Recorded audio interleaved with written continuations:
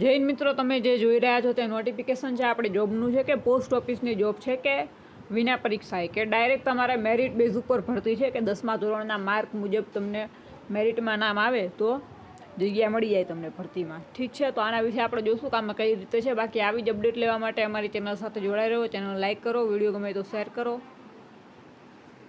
આગળ આપણે જોઈશું આપણી આ ભરતી વિશેનું કે તમારે એક ખાસ કે આ જે ભરતી બહાર પડી છે આના તમારે ઘરે બેઠા ફોર્મ ભરાવો તો ઘરે બેઠા માત્ર 50 રૂપિયામાં ફોર્મ તમને ઘરે બેઠા અમારા દ્વારા પ્રોવાઈડ કરવામાં આવે છે સર્વિસ કે ઘરે બેઠા ભરાવો તો ડોક્યુમેન્ટ જરૂરી છે Aadhaar card, email ID, mobile number, મમ્મીનું નામ અને 10માની માર્કશીટ. ઠીક છે, આટલા જ ડોક્યુમેન્ટ માત્ર જોઈએ છે કે આટલા ડોક્યુમેન્ટ તમે અમને વોટ્સએપ કરશો તમારું ફોર્મ ઘરે બેઠા ભરી આપવામાં આવશે. અમારો કોન્ટેક્ટ નંબર ડિસ્ક્રિપ્શનમાં આપેલો છે અને એમને તમે સેવ કરી શકો છો 81 60 97 43 92. ઠીક છે, તો એના ઉપર તો વોટ્સએપ ઓનલી. ઠીક છે, કોલ ના કરવા કોઈ. તો આપણે આની માહિતી જોઈશું આગળ.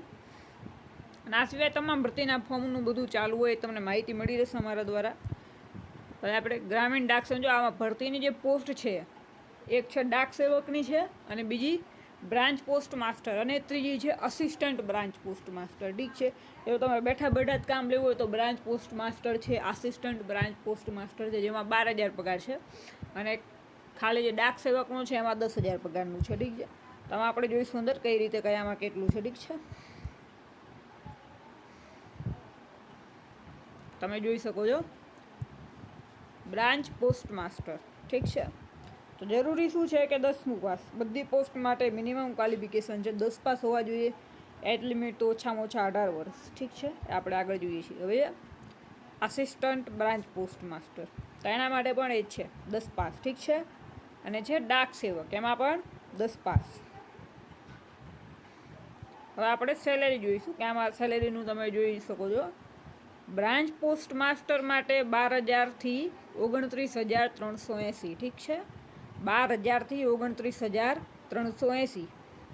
અને આસિસ્ટન્ટ બ્રાન્ચ પોસ્ટ માસ્ટર અને ડાક સેવક માટે 10,000થી 24,470. આની વચ્ચે તમને સેલરી આપવામાં આવશે નક્કી કરીને. હવે છે એલિજિબિલિટી ક્રિટેરિયા, તો આમાં તમે જોઈ શકો છો એજ લિમિટ 18 વર્ષથી 40 વર્ષ. ઠીક છે, અને એ સિવાય છૂટ આપવામાં આવે એ છે જ આમાં 18 વર્ષથી 40 વર્ષનું ક્રિટેરિયા છે. અને છૂટ તમે જોઈ શકો છો આમાં SC STને 5 વર્ષની મળે છે, OBCને 3 વર્ષ મળશે, EWS વાળાને નથી. ઠીક છે, આમાં દિવ્યાંગ ઉમેદવારો હોય તો એમને 10 વર્ષનું આપેલ છે, ડિસેબલ છે એમને, અને પ્લસ OBC કેટેગરીના હોય અને દિવ્યાંગ હોય તો 13 વર્ષની છૂટ મળે. એમને ખાલી દિવ્યાંગને 10 વર્ષની છૂટ મળે. બધા દિવ્યાંગ ઉમેદવાર કોઈ પણ જાતિના હોય દિવ્યાંગ ઉમેદવારને 10 વર્ષની છૂટ મળે છે. પણ જો દિવ્યાંગ ઉમેદવાર OBC કેટેગરીનો હોય તો 13 વર્ષ અને SC ST કેટેગરીનો ઉમેદવાર દિવ્યાંગ હોય તો 15 વર્ષની છૂટ. ઠીક છે, એજ્યુકેશન ક્વોલિફિકેશન. ઠીક છે, તો એ તમે જે જોયું હોય તો કે 10 પાસ ઉપર છે, પણ શરત એટલી છે કે તમારે 10મામાં ઇંગ્લિશ અને ગણિત આ બે વિષય ફરજિયાત હોવા જોઈએ.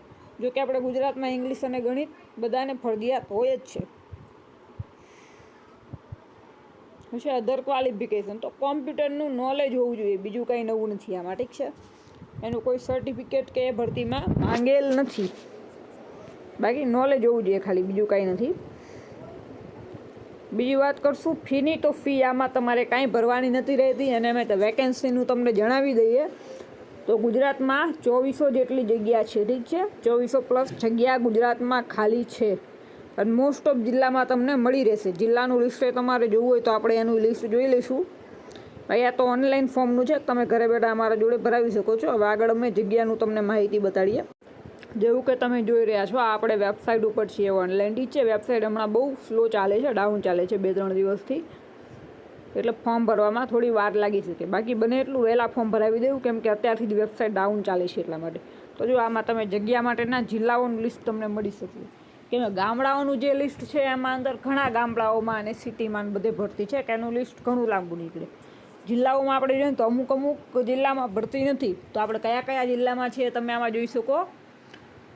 અમદાવાદ છે, અમરેલી છે, આણંદ, બનાસકાંઠા, બારડોલી, ભરૂચ, ભાવનગર, ગાંધીનગર, ગોંડલ, જામનગર, જુનાગઢ, ખેડા, કચ્છ, મહેસાણા, નવસારી, પંચમહાલ, પાટણ, પોરબંદર, રાજકોટ, RMSN એટલે આ બધા રાજકોટના ડિવિઝન છે, ઠીક છે. રાજકોટમાં પૂરા રાજકોટના 3 ડિવિઝનમાં છે. પછી એ સિવાય સાબરકાંઠા, સુરત, સુરેન્દ્રનગરમાં છે, વડોદરામાં અને વલસાડ, ઠીક છે. આટલા જિલ્લાઓમાં વેકેન્સી છે કે જે અમે તમને કીધું કે આમાં નથી કયામાં. તો જો આમાં તમે જો કચ્છ નથી આવેલું, કચ્છ છે, રાઈટ, કચ્છ છે, મોરબી નથી, ઠીક છે. તો કે મોરબીમાં ભરતી નથી. એવી રીતે આમાં અમુક જિલ્લામાં ભરતી નથી, જેવી કે મોરબી, પછી ડાંગ, ઠીક છે. અમુક જિલ્લામાં નથી, પણ જે હતા એ જિલ્લાનું લિસ્ટ અમે તમને કહી દીધું. બાકી આવી જ માહિતી માટે અમારી સાથે જોડાઈ રહ્યો. અને ઘરે બેઠા ફોર્મ ભરાવવું હોય તો તમે ડોક્યુમેન્ટ અમને વોટ્સએપ કરી શકો છો. પેમેન્ટ ઓનલાઈન કરવાનું રહેશે, પ્રિન્ટ મળી જાય પછી તમને, ઠીક છે. જય હિન્દ, જય ભારત.